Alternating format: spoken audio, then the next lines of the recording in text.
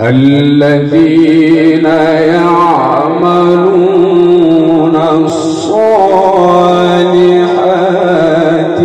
أن لهم أجرا كبيرا.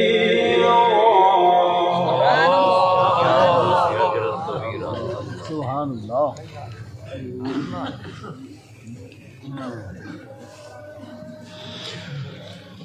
وأن